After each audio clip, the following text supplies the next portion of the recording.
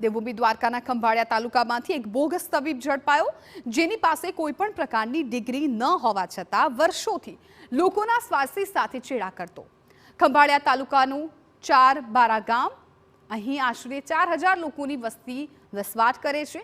અહીં જ પશ્ચિમ બંગાળથી આવેલો રામચંદ્ર દશરથ શ્રીનાથ વિશ્વાસ નામનો વ્યક્તિ વર્ષોથી લોકોના આરોગ્ય સાથે ચેડા કરતો હતો। પોતાની ઓળખ તબીબ તરીકે આપી અને અહીં જ ક્લિનિક શરૂ કરી દીધું હતું। આ અંગે એસઓજીને જાણ થતાં આરોગ્ય અધિકારીઓને સાથે રાખીને તપાસ કરી હતી, જેમાં સામે આવ્યું હતું કે તેની પાસે કોઈ ડિગ્રી નથી, તેમ છતાં પ્રેક્ટિસ કરતો હતો।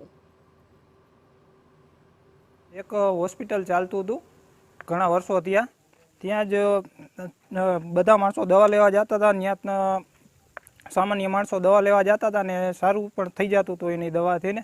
થોડાક દિવસો પહેલાં પોલીસ આવી અને પોલીસે ઓપરેશન કર્યું અને એમાં જોવામાં આવ્યું કે એ ડૉક્ટર આગળ ડિગ્રી નથી અને ફરજી ડિગ્રી છે, અને તેથી જ તે પોલીસે તેને ધરપકડ કરીને લઈ ગઈ।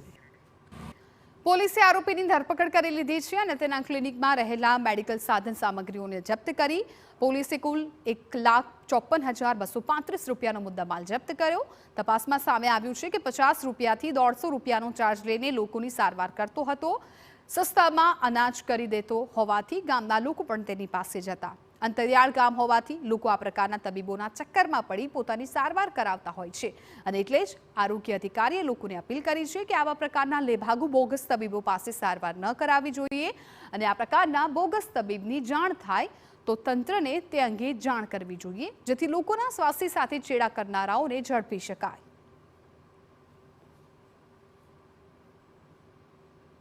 કક્ષાએ સરકારી દવાખાના તેમજ સરકારી ડૉક્ટરો ઉપલબ્ધ કરાવેલા છે, માટે મારી નમ્ર વિનંતી છે કે મેક્સિમમ તમે સેવાઓ જે છે સરકારી સંસ્થામાંથી લ્યો, અને આવા કોઈ પણ જાતના લેભાગુ તત્વો જે છે કે જે ડિગ્રી વગરના જે ડૉક્ટરો જે પ્રાઇવેટમાં પ્રેક્ટિસ કરી રહ્યા છે અને લોકોના આરોગ્ય સાથે ચેડા કરી રહ્યા છે, આવું કોઈ પણના ધ્યાન પર આવે તો પણ તંત્રને અવગત કરવા મારી નમ્ર વિનંતી છે, અને આવા લોકોથી તમારા આરોગ્યના ચેડા ના થાય એ સચેત કરવા પણ મારી નમ્ર વિનંતી।